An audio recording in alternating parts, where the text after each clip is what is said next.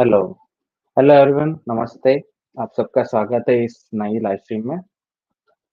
हम यहाँ पे महाराणा वाली बुक को कंटिन्यू करेंगे। इसका नेक्स्ट पार्ट है ये। अब इस हम जो है इस स्ट्रीम में लास्ट स्ट्रीम में जहाँ पे हमने छोड़ा था वहीं से कंटिन्यू करेंगे। हमारे साथ यहाँ पे नीनर है एज ए गेस्ट। नीनर, कुछ बोलना चाहेंगे आप? Welcome to all the viewers once more. We will be continuing with reading about Maharana Kumbhakarna's reign and how the politics of that time went on with Delhi in Rajasthan and all. So yes, thank Shekhar, you. you can continue. हाँ, thank you. Now we will continue with the chapter. So we had completed till here.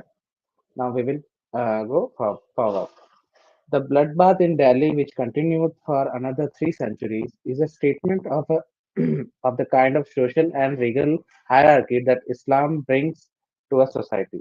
The incessant assaults of Islamic invasions showcased how a barbaric and unethical aggression could annihilate long-standing civilizations as it did in Persia, Mesopotamia, and Egypt. However, it also showcases that if the defenders of their civilization have the steely grit and resolve to fight the mindless slaughter, they could emerge victorious, as done by the Mewar Maharana. The Delhi Sultanate was already made to bite the dust by Raval Jaitra Singh, Hamid Singh, Rana Lakha, and Rana Mughal. There was no ruler of consequence in Delhi at the time of Kumbha.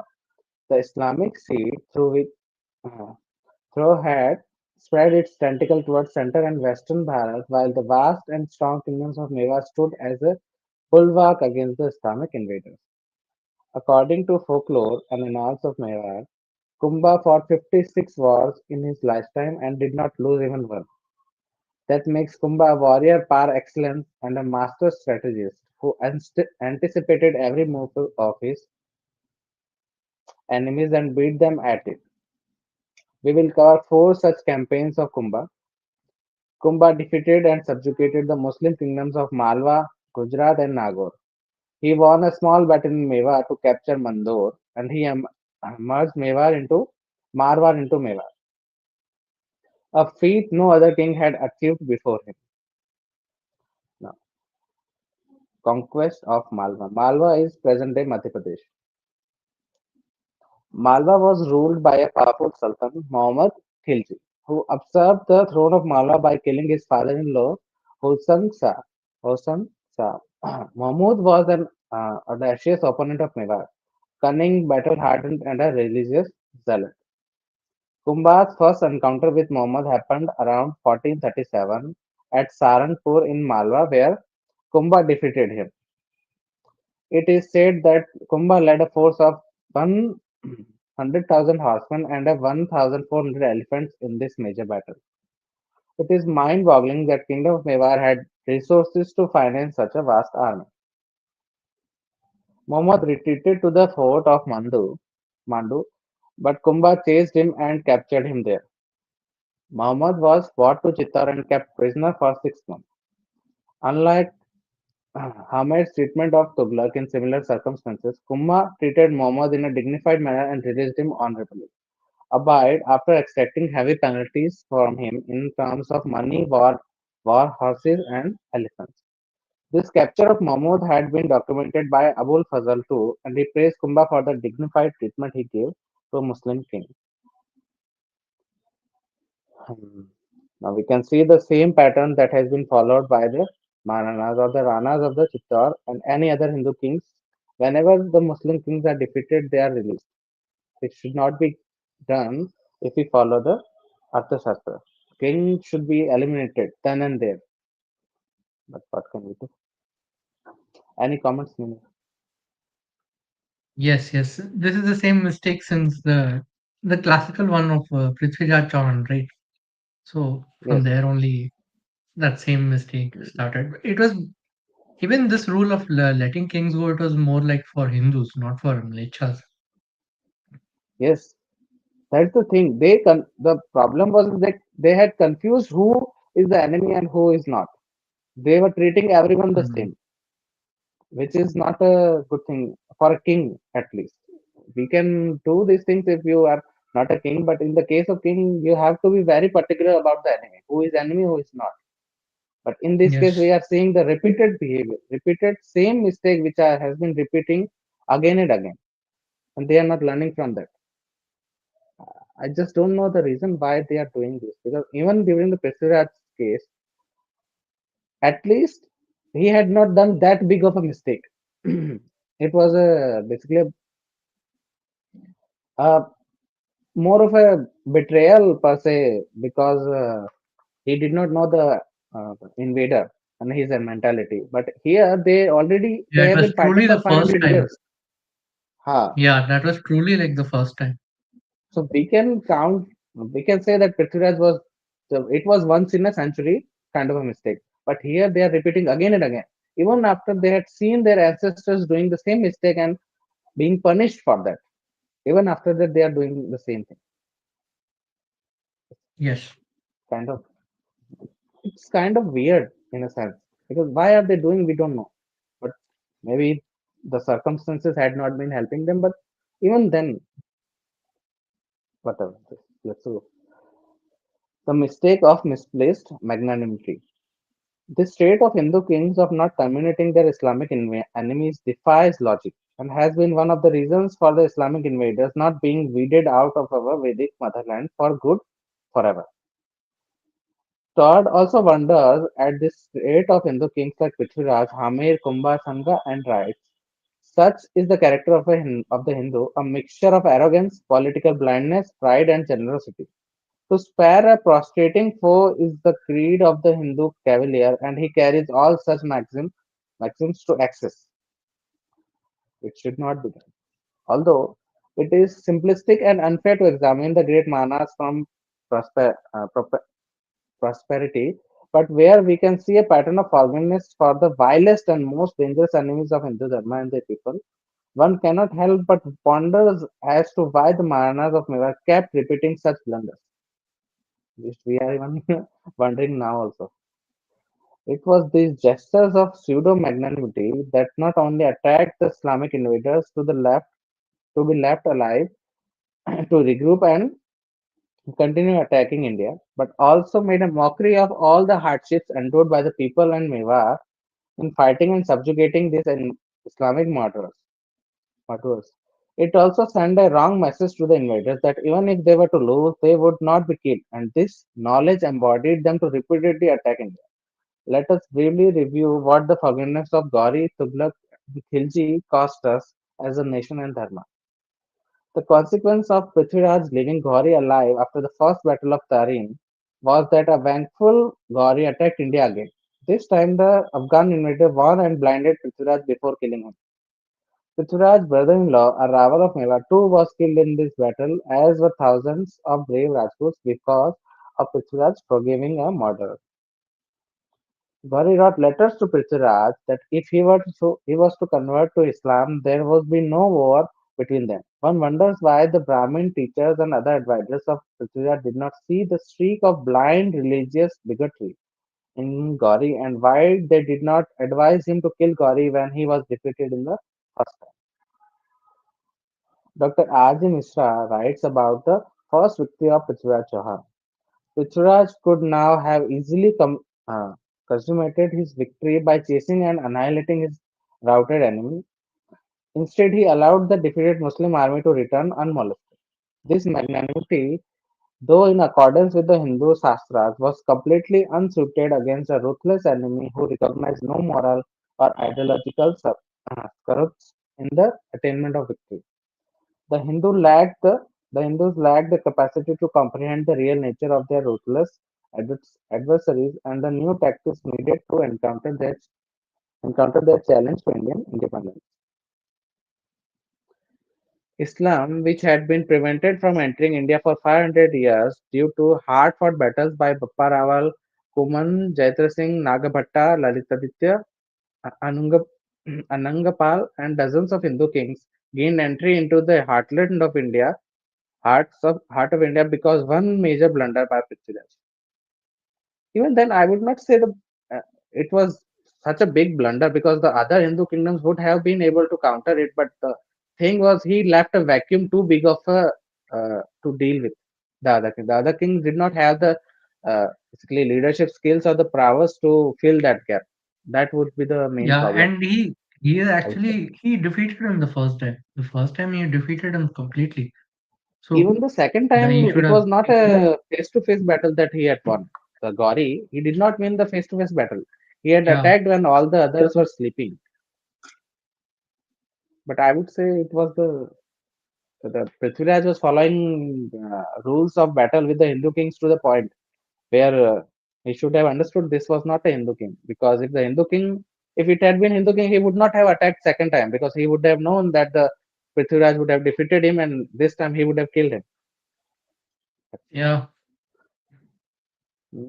So India has not recovered from the defeat of Prithviraj in 1192 till date. Gauri appointed Qutbuddin Aibak as his governor at Ajmer, and thus the first resident Islamist secured a foothold in the sacred land of Hindus. Prithviraj's folly of not killing Gauri after the first battle of Tarin was still a minor issue, since he was not the first one to forgive an Islamic invader. He was the first one to be killed, though. What is baffling is the same blunder was being repeated by all Hindu kings when they had Prithviraj's example in front of them. Hamir's forgiveness of Tughlaq made him escape to Delhi, regroup, and attack Deccan kingdoms in south. To the great fortune of Hindus, the Vijayanagar Empire in the south arose about the same time and conclusively defeated Tughlaq. As we go ahead, we will find that in Kumbha's case too, Muhammad Khilji took no cognizance of Kumbha's violence and attacked Mewar at least 6 more times in his lifetime. Although he was defeated by Kumbha each time, but at what cost to the treasury? Why was there this needless loss of life? Why the risk of the entire future of Mewar through such an act of stupid chivalry? Hmm. These questions are valid. Maharana Sanga's forgiving of his enemies led to a total disaster, and we will deal with it in coming pages. These acts of Hindu kings only demonstrate a distinct lack of understanding of Dharma and statecraft as taught by Kautilya. Sri Krishna offered no such mercy to the Kauravas. At the end of Mahabharata war, even when Duryodhana was the only one left alive in the Kaurava camp, Sri Krishna finished the job of completing extermination of adharma. Can we forget the end in Mahabharata? When Bhima, in his anger, forgot to hit Duryodhana in his weak part, the thighs. Sri Krishna, standing witness to this duel between Bhima and Yudhishthira, struck his own thigh to remind Bhima of what he had to do to finish Duryodhana. When Bhima struck Duryodhana and he fell, Yudhishthira looked at Sri Krishna puzzled. Sri Krishna smiled and walked away from the scene, uttering these immortal words: Mayavi Mayaya Vadya Satyamed Yudhishthira, meaning kill the deceitful by deceit. That is the only truth, O Yudhishthira. Hmm. We had all the wisdom we needed, but we did not use them. That's the problem. Similar message echoes in the Ramayana, epic Ramayana too. It says, Pura Pura Pakshit Karima Hatva Na Yadharma Yujyate. It means it is no sin to slay the unrighteous. Kautilya too had nowhere advised mercy to the enemy of the state. The forgiving act of Hindu kings can only be explained as sattvic ahamkara, where ego comes wearing the cloak of sattva, forgiving murderous plunderers as an act of individual glory for which coming centuries of Hindus, even their progenies would pay heavily with their blood. V. Savarkar calls this Sadguna Vikruti, meaning a distortion born out of good temper. That's a good example, or what's a word to put it. A note must also be made of the priests and samans of Mewar, none of whom is supposed to have advised these kings against such suicidal acts. The Hindu ethos of the times perhaps allowed these acts of magnanimity, but when both Hamir and Kumbha had the example of Prithviraj in front of them, they should have been more dharmic in their understanding and made the enemies ruthless. To the great relief of Hindu society, Pratap never suffered from this disease of excessive magnanimity, as we will see in the chapter on Divar.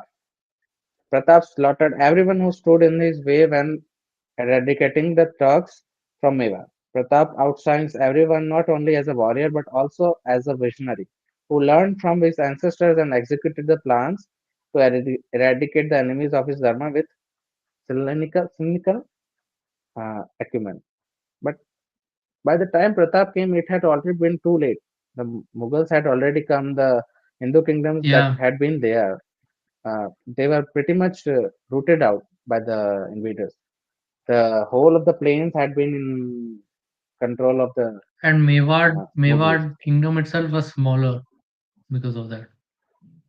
And whole of the Mewar was surrounded by the time the Pratap uh, had become Maharana. The whole of the Mewar was surrounded by Mughals. So they had not. There was no space Oh, for any kind of maneuver for him to, let's say, grab some smaller kingdoms from nearby and to recover the manpower or treasury or anything. He could not do anything because he was already surrounded by the enemy. So it was a do and die for him, pretty much. Conquest of Gujarat. Let us now turn to Kumbha's encounter with Kutubuddin, the ruler of Gujarat. Kumbha's army used to regularly charge heavy duties from trade caravans passing through Mewar to Surat in Gujarat, and the Islamic rulers of Gujarat had wanted to defeat Mewar for a long time now. Kumbha had also merged the powerful kingdom of Siroi and Bundi into Mewar because he knew that these neighboring kingdoms of Mewar could align with Gujarat anytime and become an irritant. Siroi and Bundi were practically critical to controlling the western trade routes to Gujarat. Kumbha also annexed Garam, Gagran, Ajmer, Chakshu, and even far-flung areas, places like Sambar near Jaipur to Mewar. Muhammad Khilji's messenger, Taj Khan, approached Qutub and said that because of the disunity among us, Kafirs were living peacefully and that they should join hands to crush the Hindus. Qutub agreed and Muslim rulers of Malwa and Gujarat forged an Islamic alliance against Humayun in 1456 at Champaner in Gujarat. A treaty was signed between the two Muslim rulers to jointly attack Mewar and finish Kumbha once and for all. The objectives of Treaty of Champaner described by Muslim historians were as follows. To direct their efforts against Rana Kumbha, Muhammad Khilji would attack him from one side and Kutubuddin from another. They would utterly destroy him, divide his region between them. All the towns lying contiguous to Gujarat were to be attached to the kingdom of Qutub, and the district of Mewar and Ahivara would be retained by Malwa forces. Mewar was totally besieged at this time, and one of the Kumbha's brothers, Shama, had rebelled and picked arm against Kumbha. In the winter of 1456 and 57, Muslim armies attacked Mewar simultaneously. Qutub entered via the uh, southwest in Siroi and plundered Kumbhalmer district and then turned to Chittor. Kumbha came out to fight a battle with Qutub and defeated him. Although all Muslim records said that the Rana offered money to Qutub to retreat to Gujarat, it does not add up and seems incorrect. Why would a winning Qutub settle for peanuts when according to the treaty at Champaner, the entire southwest of Mewar was to be his domain? While Rana was engaged in defeating Qutub and pushing him back to Gujarat, Muhammad of Malwa devastated part of northeast Mewar and attacked Ajmer. He was repulsed by the local chiefs of the Rana. Muhammad retreated to Mandalgarh and was attacked there by Kumbha. Muslim annals by Farishta describe the result of the battle thus. The Malwa officers pursued their king of the necessity of persuaded their king of necessity of retreat, retiring on account of their reduced numbers and the wretched state of the camp equipment. The Sultan was induced to return to Mandu. As Colonel Briggs, the British scholar who translated Farista's work, writes, the drawn battle mentioned must be deemed as a defeat. The Islamic forces were comprehensively defeated by Kumbha, and Qutub was forced back to Gujarat. Mm. The Maharana, however, was re- relentless, and during the years 1457 and 58, he attacked both these rulers at a time and turf of his choice, recovering every inch of the lost territory. Muhammad Khilji made at least 6 attempts to capture Mewar in the coming years before dying in 1469. Conquest of Nagaur. The third conquest of the third conquest of consequence by Kumbha was Nagaur. At that time, the Jodhpur kingdom had not come into existence. Nagaur was under the rule of one Mujahid Khan. Mujahid's brother Shams Khan wanted to be king and approached Kumbha for help. Kumbha had long cherished expanding borders of Mewar into Marwar. Kumbha came into her, so basically Marwar, the whole Marwar region of today, Jodhpur, Jaisalmer, all those. The Nagaur also came on the upper section. The uppermost part of the Mewar Nagaur is in was Rajasthan Nagaur. only, right? But so why Yes, is it yes, saying yes. it's under Mujahid Khan? It was under Muslim rule. So during that time, the Nagaur, today's Nagaur, was under these guys. So the Jodhpur kingdom or the Oh, Mewar kingdom has not been formed. So there was local chiefs there. The Nagaur was the only populated area there, major population center in that whole Marwar region. okay, okay. After the establishment of Jodhpur by the Rathors, the Jodhpur became the center, and Nagaur was not that big of a deal after that. Before that, the Nagaur was a more of an important uh, thing. So it seems Nagaur and this side, Ajmer are very close. Yeah, they are borderline. Both of them are near the. So Ajmer comes So in it's in between the center Aravali. area. Yes, the Ajmer comes at the center of Aravali range. The whole of Aravali range at the middle will be a valley where the valley or a Hmm. route where you can cross the Aravali. There, that place is your Ajmer. The eastern side will be your Mewar, and the western side of that will be your Nagaur. Okay. Uh, Yeah, you can continue. Now, Kumbha came with a large army and defeated Mujahid to crown Shams as a king of Nagaur. Kumbha accepted two promises from Shams before returning to Mewar.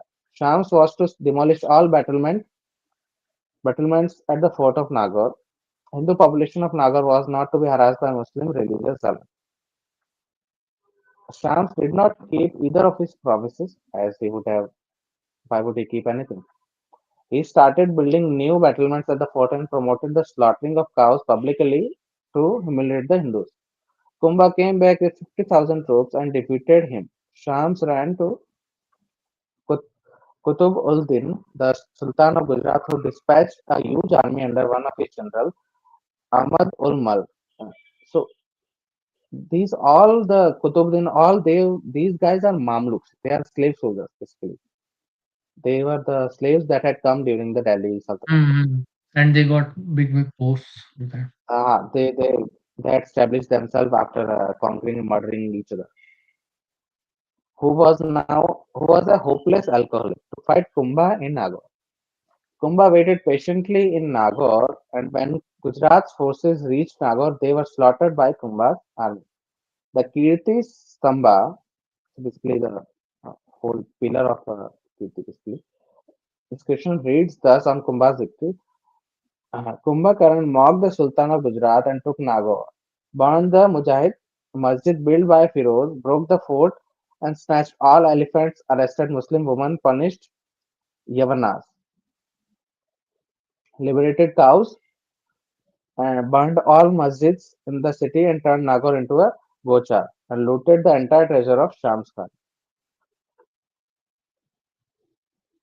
Shams and Qutub never returned to Nagaur after that.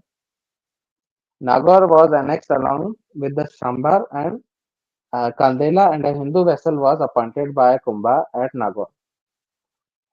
Kumbha personally oversaw the demolition of all battlements of the Nagaur fort and took the mighty gates of the fort and an idol of Hanuman back to Kumbhalgarh. The gates and idols were installed and they exist till date on the gate, known as Hanuman Pole, I think in the Kumbhalgarh. Hmm. Now the Mandor. The last conquest of Kumbha was of Mandor, the erstwhile capital of Marwar.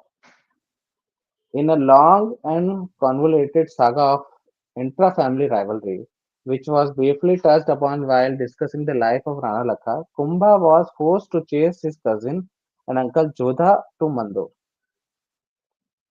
Ravachanda, who was Kumbha's uncle, was the main protagonist in Kumbha's quest for Marwar. Chanda won Mandor and kept his sons in charge of the fort. In the meantime, Kumbha's grandmother convinced him to go soft on the Rathors of Marwar as they were blood relatives and both had a common enemy in Islamic invaders. Kumbha relented and let Jodha capture Mandor from Chanda's son. Jodha went on to set up city of Jodhpur, which became the second power center for Rajputs after Mewar.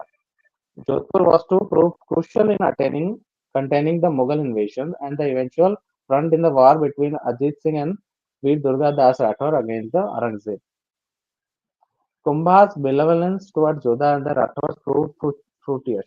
It laid the foundation for a formidable union that would last a generation, a union that would come to the aid of Kumbha's grandson, the great Rana Sanga, to establish the mighty kingdom of Mewar and to fight the Islamic invasion led by Babur.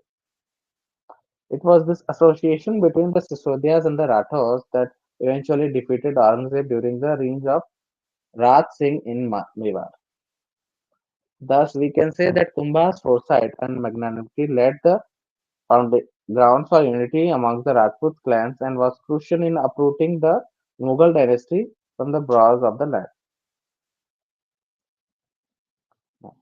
Kumbha, art and architecture. Now, we now turn to the architectural prowess of Kumbha. One of the 80 forts that was spread along the landscape of Mewar today, 32 were built by Kumbha alone. Can we imagine the amount of money involved, the mobilization of resources, logistics, manpower, and Kumbha's undying creativity to have achieved this in a reign of 40 years? Amongst these forts, the one that stands out singularly is the fort of Kumbhalgarh, which was to become the capital of Mewar later. Legend has it that the fort was originally built by Samprati Raja, a Jain prince who was descendant of Chandragupta. Kumbha raised Kumbhalgarh in such a manner that it became not only an architectural wonder but also impregnable by any invading army. The second, I think, the this is the Great Wall of India. Basically, it is the longest wall after Chinese, the Great Wall of China.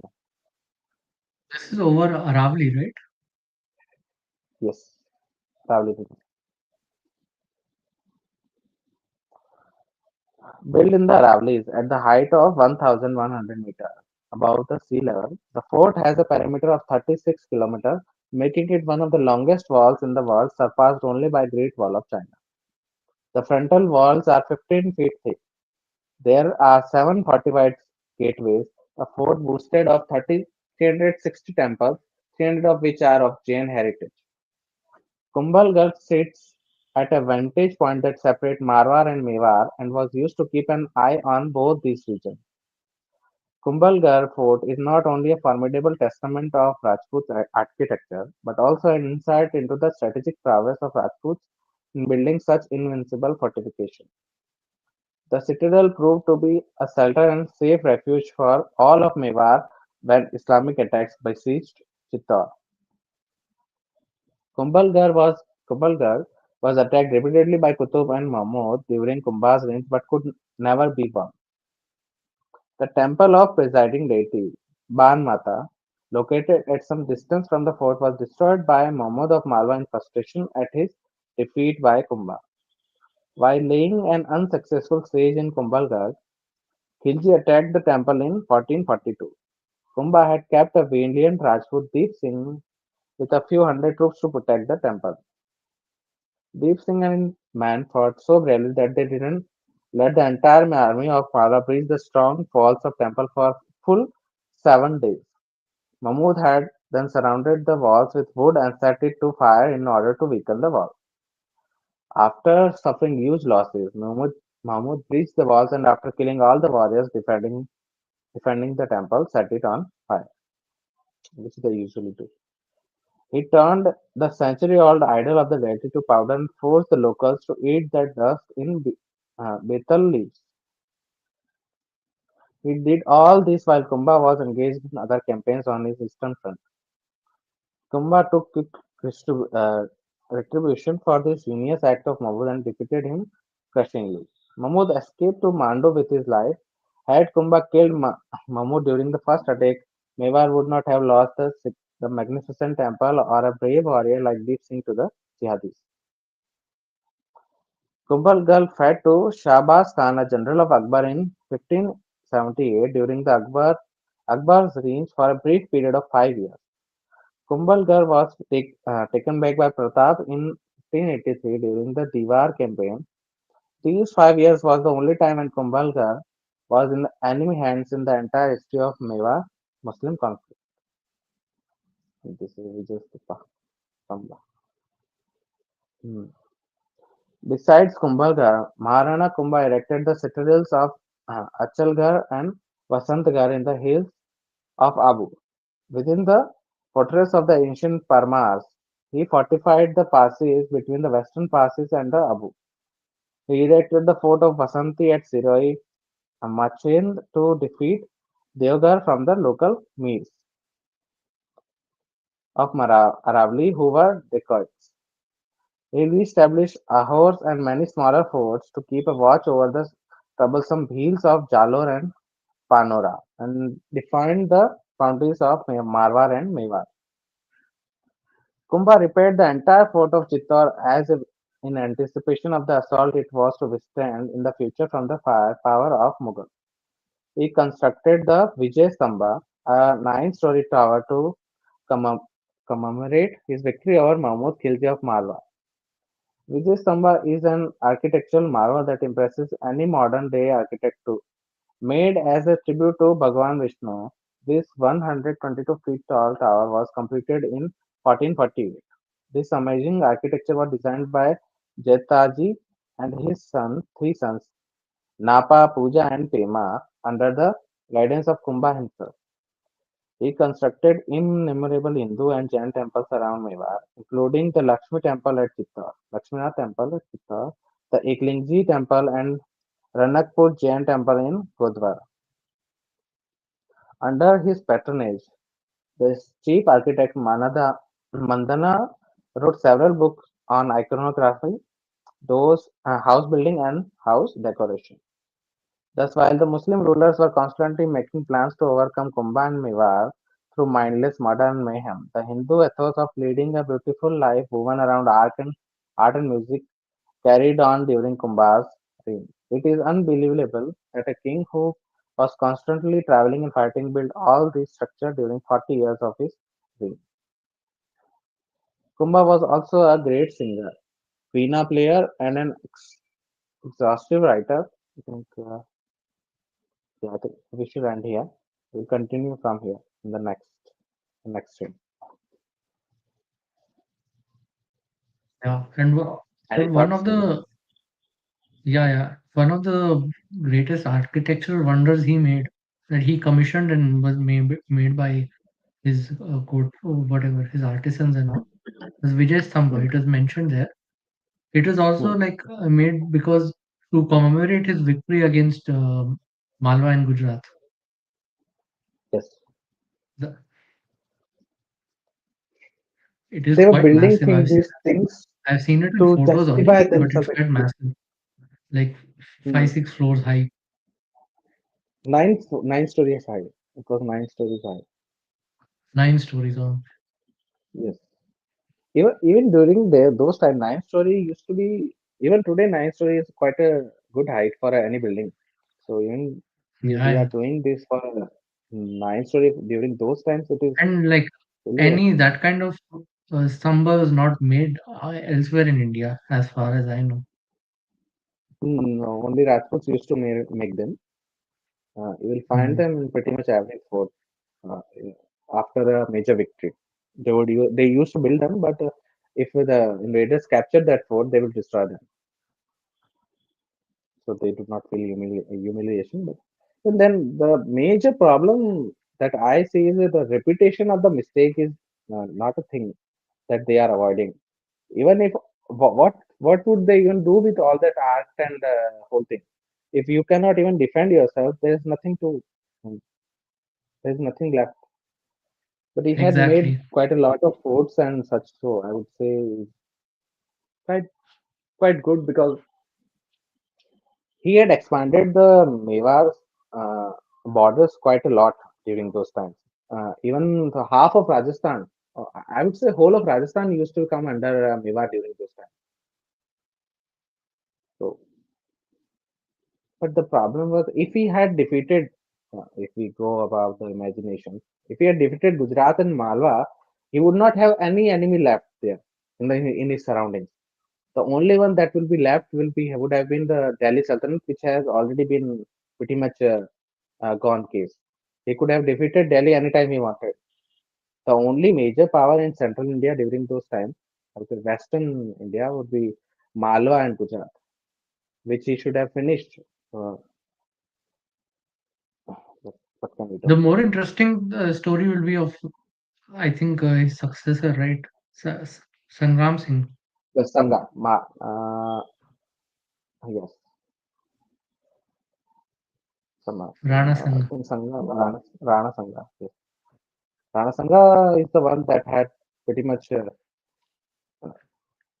He was the last one to actually expand his kingdom. After that, no expansion was made, and Yeah, it was the power mostly of the in Rajputs. defensive after that. Yeah, pretty much. All of the battles after that was all defensive, and the territories that were under Mewar are constantly being reduced. There will be chunks of territory given to them, someone else, and all the vassals of the Mewar and allies would have already left it. From the Marwar, the others, all the allies of the Right, Gujarat, right. they had already pretty much left because the Mewar could not provide them with any support, nor they can provide any support to Mewar because of the weakened condition.